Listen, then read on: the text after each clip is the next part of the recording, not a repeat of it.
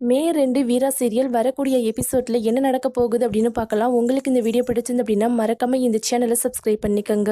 ஷோல்டர்ல கத்தி கிழிச்சதுனால தூக்கம் வராம தவிச்சுக்கிட்டு இருக்கிறாங்க மாறன்.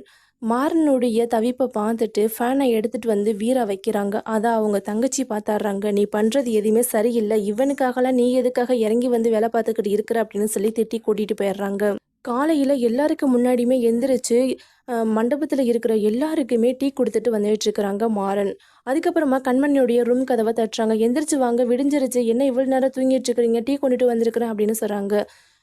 மாறன் டீ கொண்டுட்டு வந்திருக்கதை பார்த்துட்டு வீராவுடைய தங்கச்சி பயங்கரமாக கத்துறாங்க. இவன்ட்ட யார் டீ கேட்டா, இவன்ட்டெல்லாம் டீ வாங்கி குடிக்க முடியாது, இவனை முதல்ல போக்க சொல்லு அப்படின்னு சொல்லிட்டு இருக்கிறாங்க. எனக்கு என்ன உங்களுக்கு டீ கொண்டாந்து கொடுக்கணும்னு ஆசையா? உங்கள் வீட்டு கல்யாணம் யாருமே இல்லை, சரி கொண்டுட்டு வந்து கொடுப்போமே அப்படின்னு கொண்டுட்டு வந்து கொடுத்தா நீங்கள் என்ன என்னையவே வேலைக்கார மாதிரி வேலை வாங்கிட்டு இருக்கிறீங்களா அப்படின்னு மாறன் கோவப்பட்டுட்டு அங்கேருந்து போயிடுறாங்க. அதுக்கப்புறமா வீரா மாறனுக்காக ட்ரெஸ் எடுத்து வச்சிருக்கிறாங்க. அதை கொண்டுட்டு வந்து கொடுக்குறாங்க. இதெல்லாம் ஒரு செய்முறை தான், உன் மேலே எந்த ஒரு பாசமும் இல்லை, மரியாதையாக வாங்கிக்கலன்னா உங்கள் அப்பாட்ட போய் சொல்லிடுவா அப்படின்னு மிரட்டி கொடுத்துட்டு போயிடுறாங்க. இவங்க என்ன செய்முறை செய்கிறத கூட மிரட்டி மிரட்டி செஞ்சுட்டு இருக்கிறாங்க அப்படின்னு சொல்லிட்டு மாறன் வந்து அங்கேருந்து போகிறாங்க.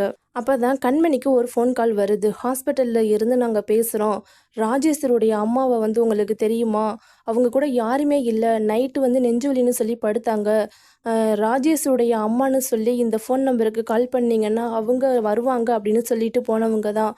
அவங்க இன்னுமே கண்ணு முழிக்காமல் இருக்கிறாங்க, தயவு செஞ்சு கொஞ்சம் வர முடியுமா அப்படிங்கிற மாதிரி சொல்கிறாங்க. கண்மணிக்கு ரொம்ப பதட்டமாக இருக்குது. ஐயையோ, அத்தைக்கு யாருமே இல்லையா, நம்ம எப்படியாவது போகணும் அப்படின்னா அவங்க பர்ஸில் இருக்கிற கொஞ்ச நெச்ச பணத்தை எடுத்துக்கிட்டு ராஜேஷுடைய அம்மாவை பார்க்கறதுக்காக ஹாஸ்பிட்டலுக்கு போகிறாங்க. மண்டபத்தில் இருந்து யாருக்கும் தெரியாமல் வெளியே வந்து ஒரு ஆட்டோ ஏறி போகிறப்ப அங்கே இருந்த ஒரு அம்மா பார்த்துறாங்க. என்ன மணப்பெண்ணு இந்நேரத்தில் ஆட்டோவில் ஏறி போகிறாளே அப்படின்னு சொல்லிட்டு வள்ளிக்கிட்ட வந்து சொல்லிட்டு இருக்கிறாங்க. ஓ, அப்படி கூட நடந்துகிட்டு இருக்குதா, இதுக்கப்புறம் அந்த பொண்ணை என்ன பண்ணுறேன்னு பாரு அப்படின்னு வள்ளி ரொம்ப கோபமாக இருக்கிறாங்க. கண்மணி ஒரு வழியாக ஹாஸ்பிட்டல் வந்துடுறாங்க. ராஜேஷுடைய அம்மாவை எங்கே வந்து அட்மிட் பண்ணியிருக்கிறீங்க அப்படின்னு கேட்டுட்டு அவங்களுடைய ரூமில் போய் பார்க்குறாங்க.